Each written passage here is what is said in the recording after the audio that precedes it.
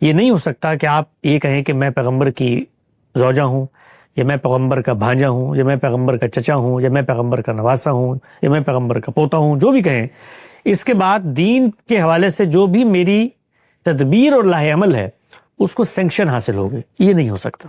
اگر خدا کی طرف سے انہیں کوئی حکم نامہ الگ سے ملا تھا تو اس کو پہلے لا کر بیان کریں، سیدنا حسین کی زبانی بتائیں، خود انہوں نے پوری زندگی اس کو یوں بیان ہی نہیں کیا۔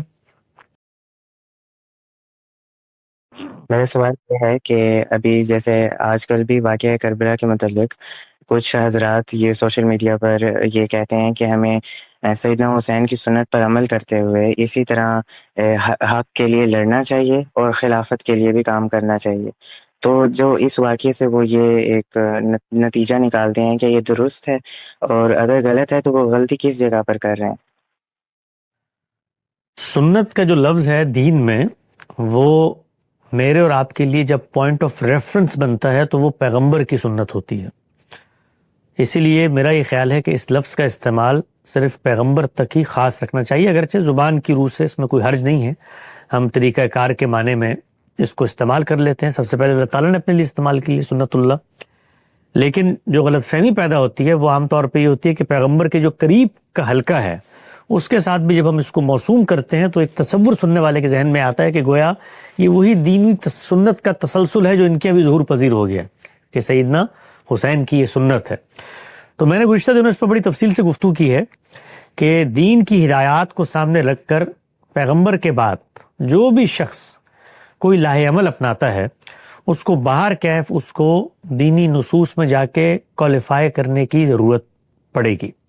یہ نہیں ہو سکتا کہ آپ یہ کہیں کہ میں پیغمبر کی زوجہ ہوں، یا میں پیغمبر کا بھانجا ہوں، یا میں پیغمبر کا چچا ہوں، یا میں پیغمبر کا نواسا ہوں، یا میں پیغمبر کا پوتا ہوں، جو بھی کہیں، اس کے بعد دین کے حوالے سے جو بھی میری تدبیر اور لاہ عمل ہے اس کو سینکشن حاصل ہوگی، یہ نہیں ہو سکتا۔ یہ اگر آپ کروانا چاہتے ہیں تو اس کے لیے سب سے پہلے ہمیں اور آپ کو یہ ماننا پڑے گا کہ روئے زمین پر اللہ تعالیٰ نے دین کے پھر 3 سورس اور ماخذ بنائے ہیں، اور وہ قرآن مجید ہے، وہ سنت ہے، اور وہ پھر پیغمبر صلی اللہ علیہ وسلم کے جو امیڈیٹ فیملی یا رشتہ دار ہیں ان کا عمل ہے، پھر وہ سب دین کا ماخذ بنیں گے۔ اگر معاملہ یہ نہیں ہے تو جس طرح باقی لوگوں کے تدبیر لاہ عمل زیر بحث آئے گی، اس طرح پیغمبر کے رشتہ داروں کی اور آپ کے بچوں کی، آپ کے گھر والوں کی، آپ کے اعزاء اقربا سب کی پیش آئے گی۔ تو اس پس منظر میں سیدنا حسین کا جو اقدام ہے اس کا جائزہ لینے کا ہر ایک کو حق حاصل ہے۔ وہ کوئی معمور من اللہ شخصیت نہیں تھے، نہ خدا تعالیٰ نے ان کو یہ کرنے پر مجبور کیا تھا۔ اگر خدا کی طرف سے انہیں کوئی حکم نامہ الگ سے ملا تھا تو اس کو پہلے لا کر بیان کریں، سیدنا حسین کی زبانی بتائیں، خود انہوں نے پوری زندگی اس کو یوں بیان ہی نہیں کیا، کبھی بیان نہیں کیا۔ کہیں بیان کیا ہو کہ مجھے اللہ نے یہ حکم دیا ہے کہ میں یہ کام کرنے نکلوں اور یہ میں دین کے فلاں حکم کا ناگزیر تقاضا سمجھتا ہوں کہ اب یہ کرنا چاہیے، تو سب سے پہلے ان کو جہاں سے وہ روانہ ہوئے، مکہ میں حج کا موسم تھا، ہزاروں لاکھوں لوگ جمع ہو رہے تھے، ان کو بیان کرنا چاہیے تھا دین کا حکم۔ کبار صحابہ وہاں موجود ہیں، بدری صحابہ وہاں موجود ہیں، پوری کی پوری جماعت زندہ ہے، ان کو قائل کرتے کہ خدا تعالیٰ کے اذن سے اور اس کے پیغمبر کی سنت کے مطابق عمل درآمد کرنے جا رہا ہوں، لہٰذا آپ لوگ میرے ساتھ نکلیں۔ تو ہم نے یہ بتانے کی کوشش کی ہے کہ یہ اصلاً ایک سیاسی تنازعہ تھا، اور سیاسی تنازع کے جو 2 فریق ہیں وہ سیدنا حسین اور یزید نہیں ہیں، وہ اصل میں سیدنا علی اور سیدنا معاویہ ہیں۔ ان کے درمیان یہ تنازع ہوا۔ تنازع جس مظلومانہ شہادت پر پیدا ہوا وہ سیدنا عثمان کی تھی، جس کا ذکر ہی ہماری تاریخ میں گم ہو جاتا ہے۔ یعنی اگر کوئی مظلومانہ ترین شہادت کی کوئی مجسم تصویر بنتی ہے تو وہ 3 براعظم پر حکومت کرنے والے اس خلیفہ راشد کی ہے کہ جس کو محصور کر کے چنے بھی اس تک پہنچنے کی اجازت نہیں دی جا رہی، اور اس شخص کی عظیمت آپ دیکھیے کہ اس کو آ کر اس کے لوگ کہتے ہیں کہ یہ جو گرد و پیش میں باغی جمع ہوئے ہیں میں اس کو بھون ڈالیں گے اگر آپ کا اذن ہو۔ تو انہوں نے کہا کہ میں پیغمبر کے شہر میں خون بہانا پسند نہیں کرتا اپنی ذات کے لیے، اگرچہ وہ ذات نہیں تھی، اگرچہ وہ فساد فی الارض کے مجرمین تھے، اگرچہ وہ مملکت کے خلاف برسر پیکار ہو گئے تھے، لیکن اس شخص کی عظیمت یہ کہ اس نے یہاں پر بھی ہتھیار اٹھانا گوارا نہ کیا۔ تو ان کے قتل سے ایک صورتحال پیدا ہوئی۔ 2 فریقین تھے، دونوں اس مملکت کے اندر اقتدار چاہتے تھے۔ یہ اقتدار چاہنا کوئی بری بات نہیں، کوئی مذموم بات نہیں۔ جو باقی پیچھے خلفاء کا انتخاب ہوا اس میں ایک فریق اسٹیک ہولڈر تھا، ان کا انتخاب نہیں ہوا۔ جنہوں نے قتل کیا تھا ان کی ایما پر، ان کی خواہش پر، ان کے کہنے پر ان کی جمعیت کے تحت سیدنا علی نے اقتدار سنبھالا. ان کی مصلحتیں ہم نے بیان کی ہیں کہ ان کو یہ لگتا ہوگا کہ اس وقت میں اقتدار سنبھال لوں, جب مجھے طاقت حاصل ہو جائے گی میں مجرمین سے حساب کتاب کروں گا. ایک دوسرا فریق تھا, اس کا نقطہ نظر مختلف تھا. 2 جنگیں اس جانب سے ان پر مسلط کی گئیں. پہلی جنگ میں کامیابی ہوئی, دوسری کے اندر صورتحال ایسی پیدا ہوئی کہ تحکیم تک بات آ گئی. اس کے بعد 2 پیرلل نظام پیدا ہو گئے. وہ 2 پیرلل نظام, ایک کوفہ میں اس کا مرکز قائم ہو گیا, دوسرے کا دمشق میں اس کا مرکز قائم ہو گیا. وہ 2-2.5 سال تک چلے, یہاں تک کہ خارجیوں نے سیدنا علی کو قتل کر دیا. تو اب قتل کرنے کے بعد ایک خلافت یہاں قائم ہے, ایک خلافت وہاں قائم ہے. دونوں ایک دوسرے کی خلافت کا انعقاد نہیں مانتے. تو اب پہلا سوال تو یہ ہے کہ اس خلافت کے قیام کے بعد آگے کا اگر کوئی دین نے طریقہ کار بتایا ہے تو دونوں جگہ اس پر عمل درآمد ہونا چاہیے. یعنی اگر معاویہ رضی اللہ عنہ کے لیے یہ ناجائز ہے کہ وہ اپنے بیٹے کو اس مملکت کا سربراہ بنا دیں, تو دین کا اصول تو کنسسٹنٹ ہوگا. تو یہ ناجائز ہونا جس طرح معاویہ رضی اللہ عنہ کے لیے, اس طرح سیدنا علی کے لیے بھی ہونا چاہیے. تو یہاں پر کیا ہوا کوفہ میں کہ سیدنا علی رخصت ہوئے, اور وہاں پر جو جمعیت موجود تھی ان کی ایما پر سیدنا حسن نے اقتدار سنبھال لیا. وہ بھی آپ کے بیٹے ہیں, بالکل اسی طرح بیٹے ہیں جس طرح یزید سیدنا معاویہ کے بیٹے ہیں. تو اقتدار سنبھال لیا. 6 مہینے 7 مہینے قریب یہ اقتدار قائم رہا, یہاں تک کہ انہیں اندازہ ہو گیا کہ ہم پیرلل اسٹرکچر نہیں قائم کر سکتے. تو انہوں نے صلح کر لی سیدنا امیر معاویہ سے. یہ 20 سال کے قریب صلح چلی. ان 20 سالوں میں جو دونوں فریقین ہیں وہ ایک دوسرے کے ساتھ مل کر بڑی محبت, بڑے تعلق کے ساتھ معاملات کو آگے بڑھاتے رہے.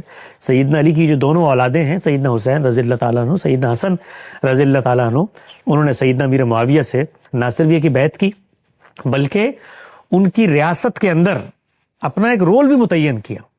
خود سیدنا حسین کے بارے میں آتا ہے کہ درجن بھر سے زیادہ مہمات ہیں جو سیدنا امیر معاویہ کی خلافت میں انہوں نے انجام دی ہیں, جو جہاد کے لیے مختلف قافلے نکلے ہیں, گروہ نکلے ہیں, افریقہ تک گئے ہیں. یہاں تک ہوا کہ انہی سیدنا امیر معاویہ کے بیٹے یزید کی قیادت میں جو لشکر قسطنطنیہ کی طرف نکلا, تو ان کی قیادت میں سیدنا حسین نے وہاں پر بھی جا کر جہاد کیا.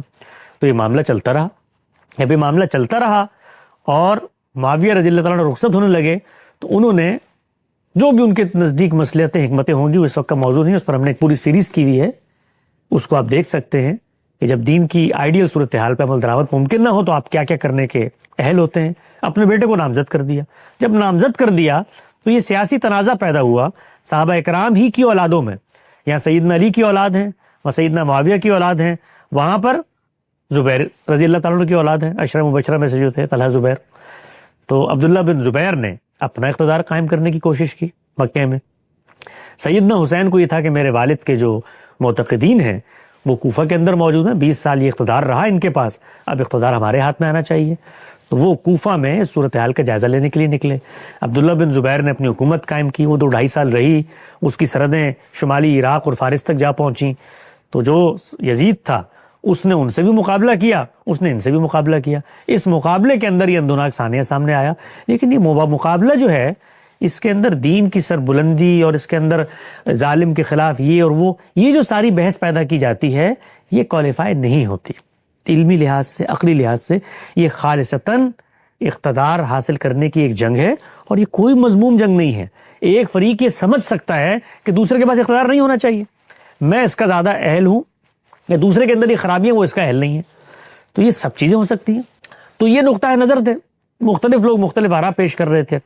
اس میں بعض لوگ اگر یہ سمجھتے بھی ہوں کہ بھئی وہ فاسق و فاجر تھا, تو پھر فاسق و فاجر کے خلاف جب آپ لڑنے کھڑے ہوں گے تو وہ ہار تو نہیں پہنائے گا نا آپ کو, وہ تو اپنی ریٹ آف دی گورنمنٹ قائم کرے گا. اس کو اگر یہ کہنا ہو کہ جی حکومت میں رسول اللہ صلی اللہ علیہ وسلم کے نواسے کے سپرد کر دوں, تو یہ کام تو ان کے والد صاحب نے رسول اللہ کے داماد کے ساتھ نہیں کیا. تو حقیقت کی جو دنیا ہے وہ بڑی مختلف ہے جذبات کی دنیا سے. چنانچہ یہاں پر بھی آپ دیکھیے کرنا کیا پڑتا ہے, وہ جو میں نے پچھلے سوال کے جواب میں بتایا کہ جس طرح صوفیاء کے اقدامات کو جسٹیفائی کرنے کے لیے ان کو دینی سینکشن دی جاتی ہے, تو بے عینی ہی یہاں پر بھی وہی کیا گیا.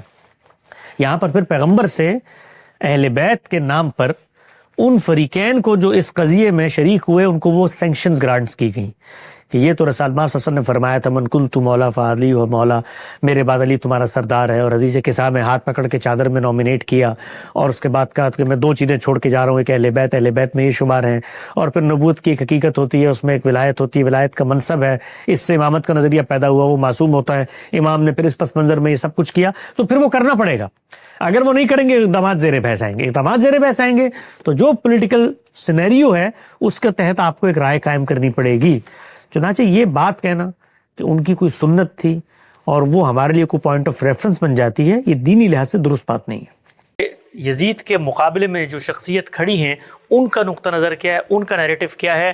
کیا وہ اس کے مقابلے میں شرائعیت پر مبنی اسلام کا کوئی الگ نظم اجتماعی بنانا چاہتے ہیں؟ کیونکہ بالعموم جو نیریٹو ہے وہ یہ ہے کہ ایک فاسق، ایک فاجر، ایک متغلب، ایک ایسا حکمران آ گیا ہے جس نے مذہب اسلام کے تار و پود بکھیر دیے ہیں، اور اب کسی شخصیت نے اٹھنا ہے اور اٹھ کے دین کو اس کی حقیقی صورت میں بحال کرنا ہے۔ ہم لوگ تو بچپن سے شعر بھی سنتے آئے ہیں کہ اسلام زندہ ہوتا ہے کربلا کے بعد۔ میں چاہتا ہوں ذرا کھل کے بات کریں، لوگ اب آپ کے سیاسی موقف کو اور جیسے آپ منفرد انداز میں چیزوں کو دیکھتے ہیں اپریشیٹ بھی کر رہے ہیں، بتائیے گا مجھے سیدنا حسین کا جو موقف تھا کیا وہ یہ نہیں تھا جو عام طور پہ دنیا بھر میں معروف ہے کہ ایک فاسق، فاجر، ایک بدعہد حکمران آ گیا ہے، اب اسلام کو اس کے ہاتھوں سے آزاد کروانا ہے اور حقیقی اسلام کی بازیافت ہے، اس کے لیے جدوجہد کرنی ہے؟ ہماری بدقسمتی ہے کہ ہمارا رویہ بہت سی چیزوں میں علمی نہیں ہوتا، ہم اپنے خیالات کو واقعہ فرض کر لیتے ہیں۔ ابھی آپ نے فرمایا پوری امت سے کیا مراد ہے؟ ہمارے ہاں پچھلے 1400 سال 1500 سال میں بہت سے اہل علم پیدا ہوئے ہیں، مورخین ہیں، محدثین ہیں، تفسیر پر جن لوگوں نے غیر معمولی کام کیا ہے وہ لوگ ہیں، علم کلام کے ماہرین ہیں، فلسفے کے ماہرین ہیں، اسی طرح علوم عالیہ ہیں، لغت، ان سب چیزوں کے وہ لکھ رہے ہیں۔ مورخین کا تو خاص موضوع یہی ہے، ان میں سے کسی نے یہ باتیں بیان نہیں کی، نکال کے دیکھ لیجیے۔ یعنی اگر کبھی موقع ملے تو صرف ابن کثیر کی البدایہ والنہایہ نکال کر دیکھ لیجیے۔ واعظ حضرات ایک افسانہ بنا کے پیش کر دیتے ہیں۔ اس طرح کے معاملات میں سب سے پہلا سوال جو ایک اچھے طالب علم کو، اور اگر اللہ تعالیٰ نے توفیق دی ہے تو ایک اچھے محقق کو یہ کرنا چاہیے کہ اس وقت کے لوگوں نے اپنا کیا مقدمہ بیان کیا ہے۔ ہم جب اپنے زمانے کے سیاسی حالات کا مطالعہ کرتے ہیں تو جو سیاسی رہنما میدان میں ہیں وہ دونوں باتیں بیان کر رہے ہوتے ہیں، یعنی وہ یہ بھی بیان کرتے ہیں کہ ہم کس مقصد کے لیے سیاسی جدوجہد کر رہے ہیں، بیان کرتے ہیں نا۔ اس وقت جو ہمارے ملک میں سیاسی جماعتیں ہیں، امریکہ میں سیاسی جماعتیں ہیں، اسی طریقے سے برطانیہ میں، دوسرے ملکوں میں ہیں، ہمارے ہمسائے میں بہت سے ممالک ہیں وہاں سیاسی جماعتیں موجود ہیں۔ ان کے رہنما آپ کو بتا رہے ہوتے ہیں اور شب و روز بتاتے ہیں کہ ہم اس وجہ سے یہ جدوجہد کر رہے ہیں، ہمارے پیش نظر یہ پروگرام ہے، یہ ہمارا منشور ہے، ہم یہ بہتری پیدا کرنا چاہتے ہیں، ہمارے نزدیک معیشت، معاشرت، سیاست میں اس اسکیم کو روبہ عمل کرنے کی ضرورت ہے۔ تو ایجابی طور پر یا مثبت طور پر کیا چیزیں ہیں جو پیش نظر ہیں، اسی طرح وہ بتاتے ہیں کہ ہمارے مقابل میں جو جماعتیں ہیں، مثال کے طور پر ان کے یہ جرائم ہیں، انہوں نے کرپشن کی ہے، انہوں نے رشوت لی ہے، انہوں نے پاکستان کو بیچ کھایا ہے، انہوں نے ہندوستان میں یہ خرابیاں پیدا کی ہیں، کانگریس نے یہ کیا ہے، فلاں نے یہ کیا ہے۔ میرا مدعا یہ نہیں ہے کہ یہ سب کچھ درست ہوتا ہے، لیکن یہ بیان کیا جاتا ہے۔ تو اگر کسی کو یہ بتانا ہے کہ سیدنا علی کا مثال کے طور پر کیا موقف تھا تو وہ سیدنا علی بیان کریں گے نا۔ اس وقت کوئی شخص اگر یہ کہے کہ سیدنا علی کا موقف تو یہ تھا کہ رسول اللہ نے اپنے بعد مجھے حکمران مقرر کر دیا تھا، 3 حکمرانوں نے تو اس کا موقع نہیں دیا مجھے، تو اب میں نکل کھڑا ہوں، تو یہ بات اس وقت جو لوگ کہیں گے ان کے کہنے پہ مان لی جائے گی۔ آپ کو تاریخ میں جا کے دیکھنا پڑے گا کہ خود سیدنا علی نے جب خلافت سنبھالی یا جب خلافت ان کے پاس نہیں تھی تو انہوں نے اپنے بارے میں کیا بیان کیا۔ اسی طرح کا معاملہ، یہی اصول سیدنا حسین کے بارے میں ہونا چاہیے، یہی اصول سیدنا حسن کے بارے میں ہونا چاہیے۔ یہی اصول معاویہ رضی اللہ عنہ کے بارے میں ہونا چاہیے. یعنی سب لوگ اپنا کیا موقف بیان کر رہے ہیں، وہ اس وقت کی سیاست کے میدان میں ہیں، اپنی رائے بیان کر رہے ہیں، اپنا نقطہ نظر بیان کر رہے ہیں، اپنا استحقاق بھی بیان کر رہے ہیں. اگر کہیں بیان کر رہے ہیں تو یہ بتائیے. اس سے پہلے بھی آپ نے یہ سوال کیا تھا تو میں نے یہ پوچھا تھا کہ میں ایک طالب علم ہوں، ذرا مجھے کسی مستند تاریخی روایت میں بتا دیجئے کہ سیدنا حسین رضی اللہ عنہ نے خود ان میں سے کوئی بات کہی ہو.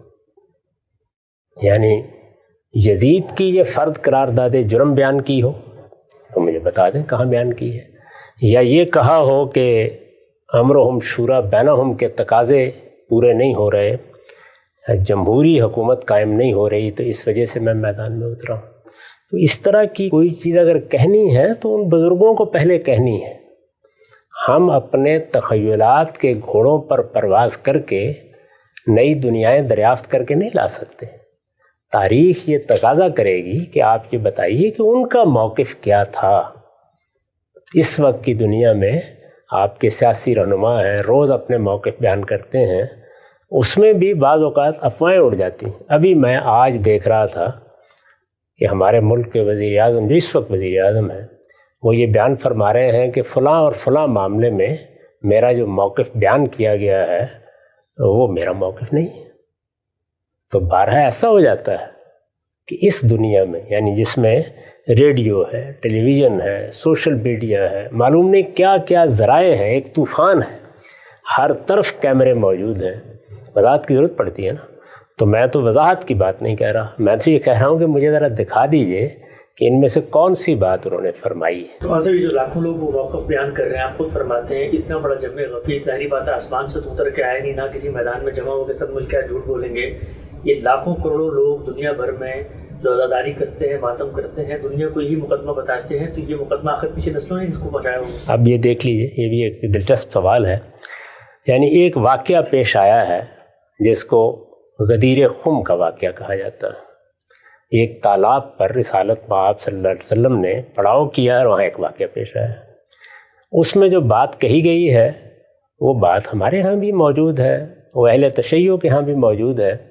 اس کو سمجھنے کا ایک عمل کئی صدی بعد شروع ہوتا ہے اور پھر اس کے بعد وہ ایک عقیدہ بنتا چلا جاتا ہے. تو ہر چیز جو کہی جاتی ہے اس طرح نہیں ہوتا کہ بہت لوگ کہہ رہے ہیں تو یہ اجماع ہو گیا، تواتر ہو گیا. بھائی اس کو پوری تاریخ میں دیکھنا پڑے گا نا، یہ کب وجود پذیر ہوئی ہے، کب اس کی پیدا ہوئی ہے، کہاں سے ہوئی ہے، کہاں سے پھوٹی ہے، پھر اس کے بعد دیکھیں گے. یہ آپ کے علم میں ہے کہ میں جب سنت پر تحقیق کر رہا تھا تو دائیں بائیں سے ہر طرف یہی معلوم ہوتا تھا کہ بچہ پیدا ہو جائے تو اس کو اپنی آغوش میں لے کر اس کے کان میں اذان کہنی چاہیے، ایک کان میں اذان دوسرے میں اقامت. تحقیق کی تو معلوم ہوا کہ کوئی بنیاد نہیں ہے اس کی. مسلمان پہلی 3 صدیوں میں واقف ہی نہیں تھے ذرا سے اس سے. تو اس لیے اس طرح کی بہت سی چیزیں ہوتی ہیں جن کو جب آپ پوری تاریخ میں رکھ کے دیکھتے ہیں تو اس وقت یہ واضح ہوتا ہے کہ یہ چیز کیسے پیدا ہو جاتی ہے. ہم نے جب آنکھ کھولی تو ہمیں تو یہی معلوم ہوتا تھا کہ بس آدمی مرا ہے تو اس کے بعد گھر والوں کو بھی خرچ کر کے مر جانا ہے، کہ ان کے 5-7 جمعراتیں کرنی پڑیں گی، وہ ایک کل شریف پڑھنا پڑے گا، پھر چہلم پر جا کر کہیں نجات حاصل ہوگی. لیکن بعد میں معلوم ہوا کہ ان میں سے کوئی چیز بھی دین میں نہیں ہے، لوگوں کی ایجاد کردہ بدعتیں ہیں. تو اس لیے میں نے تو بڑی سادہ بات کہی ہے کہ آپ کی تاریخ موجود ہے نا. مثلا البدایہ والنہایہ یہ ابن کثیر ہیں، ابن تیمیہ کے شاگرد ہیں، 8ویں صدی ہے. بھائی 8 صدیوں تک مسلمان امت کو اگر یہ پتہ نہیں تھا تو اب کیسے معلوم ہوا؟ تو ذرا دکھائیے مجھے. اس میں پورا موقف بیان کیا ہے انہوں نے، ایک پورا باب ہے جس میں وہ بیان کرتے ہیں کہ کیا مسئلہ ہوا، کیسے نکلے، پھر کربلا کا واقعہ کیسے ہوا، اس کی تمام تفصیلات بیان کی ہیں انہوں نے. تو مجھے ذرا دکھا دیجیے اس میں کسی جگہ. میرے دل میں ایک بات ہے اور ایسا ہونا چاہیے، میرا ایک رومان ہے، میں اس کو دیکھنا چاہتا ہوں. یہ انہیں بیان کرنا تھا. وہ بڑی غیر معمولی شخصیات ہیں، بڑی زیرک شخصیتیں ہیں. میرے نزدیک تو اس کا کوئی امکان ہی نہیں تھا میرے بھائی. اگر سیدنا علی بھی دنیا میں رہتے تو موروثیت ہی ہونی تھی. آپ یہ دیکھیے وہ بھی اپنے زمانے کے حالات کی تبدیلیوں سے واقف تھے. جب ان سے پوچھا گیا، دنیا سے رخصت ہو رہے تھے کہ آپ کے بیٹے حسن کو ہم حکمران بنا لیں. انہوں نے فرمایا کہ میں اس سے روکتا نہیں تمہیں. اچھا یہ بات تاریخ میں نقل ہوئی ہے؟ جی ہاں میں کہتا ہوں نہ روکتا ہوں. سوال یہ ہے کہ سیدنا عمر نے روک دیا تھا نا, اس لیے کہ کوئی وجہ نہیں تھی اس وقت صحابہ کی جماعت کی قیادت بالکل متعین تھی. یہ معلوم تھا کہ ان لوگوں میں سے جس کو بھی حکومت دی جائے گی باقی لوگ اس کے سامنے سر تسلیم خم کر دیں گے. آخر انہوں نے جب 6 لوگوں پر یہ ذمہ داری ڈالی تو کیا کہہ کے ڈالی, ذرا پڑھیے تاریخ میں. طبقات ابن سعدی میں پورا واقعہ نکال دے کہ دیکھ لیجئے کیا کہا. انہوں نے کہا تم 6 اس وقت مسلمانوں کے رہنما ہو, جس نے اختلاف کرنا ہے تمہاری وجہ سے کرنا ہے. یعنی عام لوگ ایسے نہیں اختلاف کرتے سیاسی معاملات میں, ان کا کوئی لیڈر اور رہنما ہوتا ہے, وہ کہتے ہیں اس کو ہونا چاہیے. اس وقت بھی دیکھ لیں پاکستان میں میں انگلیوں پر گن سکتا ہوں کون سے لیڈر ہیں, جہاں کہیں بھی آپ لوگوں سے پوچھیں گے انہی کے بارے میں لوگ کہیں گے کہ ان کو ہونا چاہیے. یعنی اگر آپ کوئی سروے کریں تو لوگ بتا دیں گے آپ کو. تو جن لوگوں کو ہونا چاہیے وہ انہوں نے فرمایا یہ 6 ہے. یہ 6 کوئی شورا نہیں تھی, یہ کوئی پارلیمنٹ نہیں تھی, یہ 6 وہ لوگ تھے جو خلافت کے امیدوار ہو سکتے تھے. تو انہوں نے کہا کہ تم بیٹھ کے فیصلہ کرو. پہلا فیصلہ تمہیں کرنا ہے کہ تم کس پر اعتماد کرتے ہو. اور آپ دیکھیے وہاں کیا ہوا. عبد الرحمن بن عوف نے بیٹھتے ہی یہ کہا کہ بھائی پہلے تعداد کم کرتے ہیں, 3 کے حق میں دستبردار ہو جائے. ان کے ایما پہ ہو گئے, باقی 3 رہ گئے. انہوں نے کہا میں اپنے آپ کو خود دستبردار کرتا ہوں, مجھے حق دے دو کہ میں تم دونوں میں سے فیصلہ کرتا ہوں. تو یہ اصل میں وہ جو زعما جمع ہوئے ہیں, پہلے انہوں نے اپنے آپ کو وہاں کھڑا کیا کہ ہم کس پر متفق ہوتے ہیں. پھر اس کے بعد لوگوں سے جا کے پوچھیں گے. پھر وہ نکلے بازاروں میں, ان پہ لوگوں سے بھی پوچھا. تو اس لیے میں بار بار عرض کر رہا ہوں کہ جمہوریت کے لیے ناگزیر ہے کہ وہ لوگ ہونے چاہیے جن سے یا تو آپ براہ راست رائے لے سکیں. یہ مجھے بتائیے کہ ممکن ہے؟ یہ تو اب سے 100 سال پہلے ممکن نہیں تھا, ابھی ممکن ہوا ہے. نئے مواصلات کے ذرائع پیدا ہوئے ہیں. ایک بڑی سلطنت میں آپ پورے امریکہ سے چاہیں تو ووٹ لے لیں, رائے لے لیں. تو یہ ووٹ لینا کو یہ نہیں کہ انسان کو سوجا نہیں, کیسے لی جائے. پرانے طریقے یہی تھے, قبیلے ہیں ان کے سردار جمع ہو جائیں سارے کے سارے, چلیے ان کے درمیان میں اگر اتفاق ہو جاتا ہے. ابھی آپ افغانستان میں آپ کو یاد ہے نا ایک جرگہ ہوتا ہے خاص, قبائلی سرداروں کا جرگہ ہے, وہ بیٹھ کے فیصلہ کر دے گا. رسول اللہ صلی اللہ علیہ وسلم کے بعد کیا ہوا, آپ کی دعوت نے مہاجرین اور انصار میں ایک قیادت پیدا کر دی. گن کے دیکھ لیجئے وہ کون لوگ تھے. ابو عبیدہ بن الجراح ہیں, معاذ بن جبل ہیں, صدیق و فاروق تو خیر گلہائے سرسبد ہیں, سیدنا عثمان ہیں, سیدنا علی ہیں, زبیر رضی اللہ عنہ ہیں, طلحہ, یہی لوگ ہیں. عبد الرحمن بن عوف ہیں.